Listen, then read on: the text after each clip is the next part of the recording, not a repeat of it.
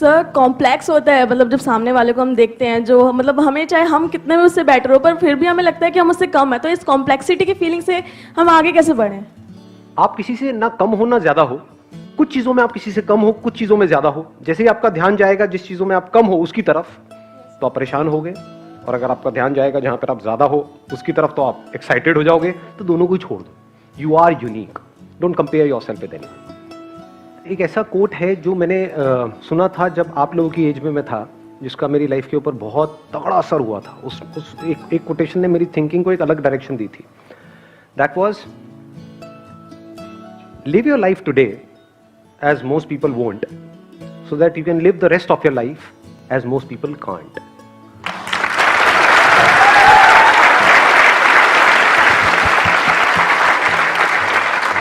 पूरी दुनिया जिस डायरेक्शन में भाग रही होती है, हमारे पास में दो ऑप्शन होते हैं। या तो हम भी पूरी दुनिया की तरह भेड़ बकरियों की तरह भागे, तो हमारे साथ भी वही होगा जो उनके साथ होने वाला है, यानी आने वाले 10 साल बाद, 20 साल बाद कहीं पर ऐसे ही पड़े हुए होंगे, जिंदगी को काट रहे होंगे। या फिर उस टाइम पे हम कुछ ऐसा करें जो कोई नहीं कर रहा है। इट कुड बी एनीथिंग, वो आपको देखना है आप क्या करोगे। तो अगर कुछ भी ऐसा किया और अपना पूरा फोकस गोल पे डाल दिया, तो there is a strong possibility कि आने वाले टाइम में आपकी लाइफ ऐसी होगी जो बाकी के जो लोग एक डायरेक्शन में भाग रहे थे, वो अगर चाहेंगे भी तो वैसी लाइफ जी नहीं सकते, वहां तक सोच भी नहीं सकते। जीना तो बहुत दूर की बात है। सर सक्सेस हार्ड वर्क करके मिलती है, स्मार्ट वर्क करके? स्मार्ट वर्क करके। कैसे? सर डिफरेंस क्या हुआ? Smart work includes hard work. कहां पर हार्ड वर्क करना है, कहां पर नहीं करना है, ये स्मार्ट वर्क का पार्ट है। सिर्फ हार्ड वर्क से कुछ नहीं होता। अगर होता तो रिक्शे वाले सबसे ज्यादा अमीर होते हैं।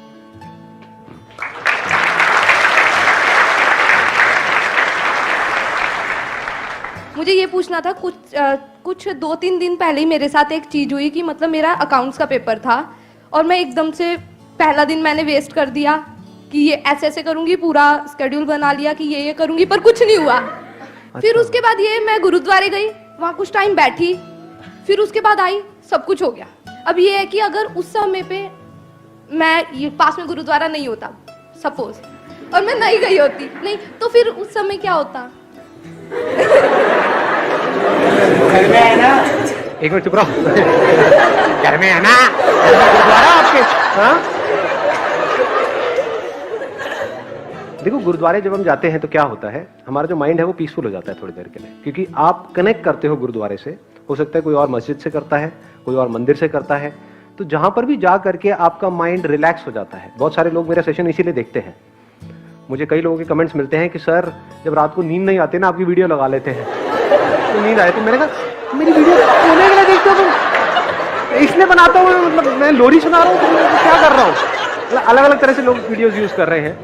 तो कहने का मतलब है कि वहां पर जब आप जाते हो तो माइंड आपका बिल्कुल पीसफुल हो जाता है। जब माइंड पीसफुल हो जाता है तो that is the best state to be in. उससे बढ़िया और कोई स्टेट नहीं है, क्योंकि उसके बाद खुद ही आपको अंदर से समझ आने लग जाता है कि मेरे सही क्या है, गलत क्या है, और आप लाइफ में सही ट्रैक पे आगे बढ़ने लग जाते हो।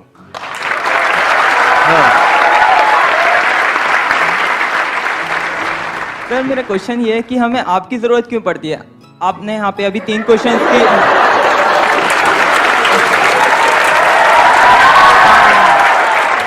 सर आपने अभी यहाँ पे 3 क्वेश्चंस के आंसर दिए और अभी आप बहुत सारे क्वेश्चंस के आंसर दोगे, तो हमारा माइंड इतना क्लियर क्यों नहीं है कि हम अपनी प्रॉब्लम्स का आंसर खुद निकाल सकें? आप अगर कहीं पर जा रहे हो जहां के रास्ते के बारे में आपको कुछ नहीं पता है कि यहाँ पर डेंजर है, ये सही रास्ता है, ये गलत रास्ता है, जैसे कहीं पर जंगल में हो, आप भटके हुए हो और आपको नहीं पता है, तो कोई बंदा जो उस रास्ते पे चल चुका है, अगर उससे आप पूछ रहे हो या समझने की कोशिश कर रहे हो, तो इसको बेवकूफी नहीं कहेंगे, इसको इंटेलिजेंस कहेंगे। क्योंकि 2 तरीके के लोग हैं इस दुनिया में, एक वो जो खुद गलती करते हैं और उससे सीखते हैं, दूसरे वो जो दूसरों की गलती से सीख लेते हैं। वो समझदार है, क्योंकि वो उस काम को 1 साल में कर सकते हैं जो हो सकता है सामने वाले को करने में 20 साल लगे। तो आप 1 साल में वो कर सकते हो, ये तो ज्यादा हो जाएगा, 10 साल में वो कर सकते हो जो मुझे करने में 20 साल लगे। मैंने बहुत कर लिया ना।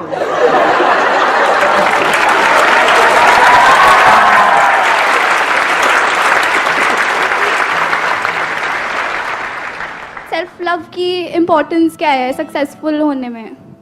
जो आप करना चाहते हो अगर वो ही करते हो तो उसका मतलब क्या है कि you are in love with what you are doing.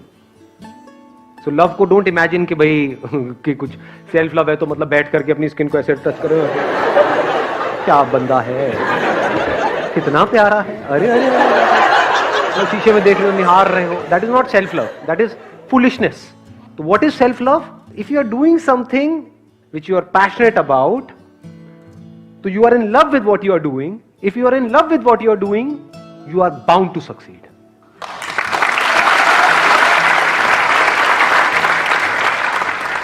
हमारे parents are our well wishers, वो हमारे लिए कभी कुछ बुरा नहीं सोच सकते, बट आप ये भी कहते हो हमारी गट फीलिंग जो होती है वो सही होती है हमारे लिए, but somewhere back of the mind हमें ये भी पता होता है कि हमारे पेरेंट्स उस लर्निंग फेज से जा चुके हैं जिससे हम अभी जा रहे हैं, तो हम क्या करें, जो हमारी गट फीलिंग कह रही है या जो पेरेंट्स कह रहे हैं। पेरेंट्स आपको कभी भी गलत सलाह नहीं देंगे, हमेशा आपके अच्छे के लिए सोचेंगे। आपकी गट फीलिंग गलत भी हो सकती है, जैसे गट फीलिंग में आप ये भी कह सकते हो मेरी गट फील कह रही है कि आज तो मुझे गांजा लेना ही है, आज तो मैं 300 की स्पीड पर गाड़ी चलाऊं, मेरी गट फील कह रही है। तो you know what is right and what is wrong. तो गट फील को कनेक्ट करो पहले सही से, तो आपको पता है कि ये मेरी गट फील है और ये सही है। तो अगर आप सही सोच करके अपनी गट फील के बेस पे एक्ट कर रहे हो अपनी लाइफ में और आउटकम गलत भी आता है, तब भी वो सही है, क्योंकि एटलीस्ट आपने अपनी लाइफ की रिस्पॉन्सिबिलिटी तो ली, बजाय ये कि किसी और के हिसाब से। फिर वो और चाहे कोई भी हो, चाहे आपके पेरेंट्स हो, चाहे सोसाइटी हो, चाहे दुनिया हो, चाहे कोई टीचर हो, चाहे मैं हूं, चाहे कोई भी है, वो आपको बताता जा रहा है और आप आगे चलते चले जा रहे हो, तो आप एक कठपुतली बन जाओगे। So don't be a puppet in your life, be a human being who has got the courage to act irrespective of what the outcome is. तब आप लाइफ में एक ऐसा दिन आ सकता है जब पूरी तरह से अपनी जो लाइफ है उसकी रिस्पॉन्सिबिलिटी आप अपने हाथ में ले सकते हो। अगर ऐसा नहीं हुआ तो ब्लेम गेम खेलते रहोगे मरते दम तक, क्या आज मेरी लाइफ में जो भी कुछ हो रहा है वो मेरे बाप की वजह से हो रहा है, मेरी माँ की वजह से हो रहा है, जो भी हो रहा है मेरी वजह से हो रहा है, चाहे सही हो रहा है चाहे गलत हो रहा है। Let's give big hand for her.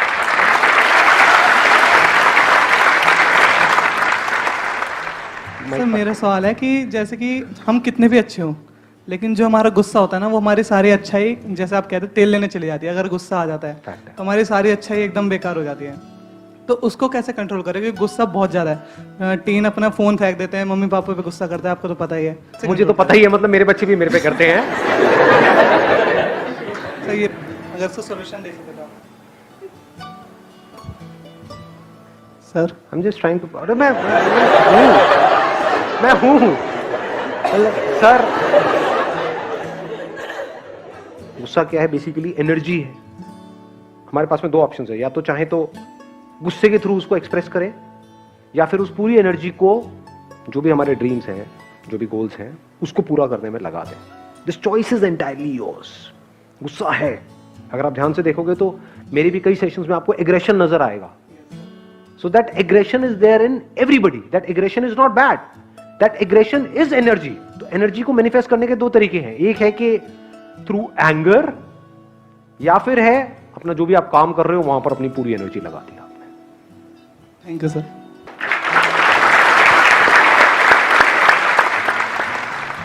हमारी लाइफ में बहुत सारे फेलियर्स होते हैं, एंड हम कुछ फेलियर्स होते हैं उनसे हम डील कर सकते हैं, बट बहुत सारे फेलियर्स होते हैं जिनसे हम डील नहीं कर सकते, और उस टाइम पर हम लोग बहुत ज़्यादा डिमोटिवेट हो जाते हैं। उस टाइम पे हमें कहाँ से मोटिवेशन मिलेगा? ऐसा कुछ नहीं है लाइफ में, चाहे कितना भी बड़ा फेलियर हो, चाहे कुछ भी हो जाए, जिससे आप डील नहीं कर सकते। पहले तो जो आपने गलत कहा उसको ठीक करो अपने माइंड में, क्योंकि जैसा हम खुद को बोलते हैं वैसा ही हमारे साथ होने लग जाता है। तो अगर बोलना ही अपने आप को ये बोलो कि अरे फेलियर क्या होता है, कोई भी फेलियर हो, किसी भी लेवल का हो, चाहे कुछ भी हो जाए मेरी लाइफ में, मैं उससे डील कर सकती हूँ। इतना ही बोलना काफी है, यहीं से आपको स्ट्रेंथ मिलने लग जाएगी कुछ भी लाइफ में हो रहा है उससे डील करने की। क्योंकि अगर आप बोलते हो कि हम डील नहीं कर सकते, तो उसके बाद में बाहर से चाहे कोई भी कुछ भी करता रहे, मेरे जितने मर्जी सेशंस देख लो, सब कचरा है, सब बकवास है। बाहर से कोई भी आकर कुछ भी बोलता रहे, सब बेकार है।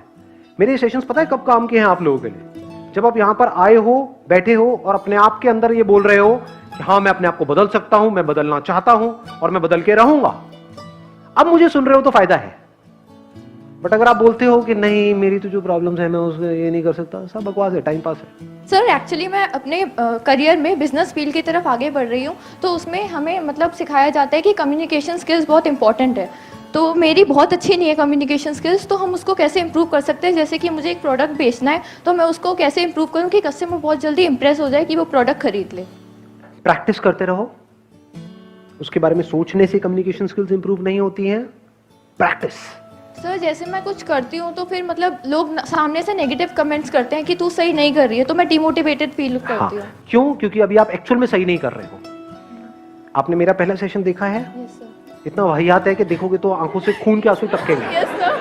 तो इसका मतलब क्या था? मैं सही नहीं कर रहा था, तो पूरी दुनिया मुझे कह रही थी मैं सही नहीं कर रहा था। मुझे भी पता है मैं सही नहीं कर रहा था, लेकिन आज तो सही कर रहा हूँ। Yes sir. अरे हाँ, दिल रख लिया आप लोगों ने, मेरा दिल जीत लिया।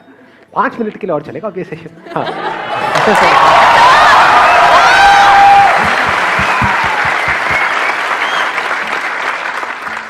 तो practice makes the man perfect. तो इररिस्पेक्टिव ऑफ आप सही कर रहे हो या गलत कर रहे हो, वो इंपॉर्टेंट नहीं है। इंपॉर्टेंट है कि आप प्रैक्टिस कर रहे हो।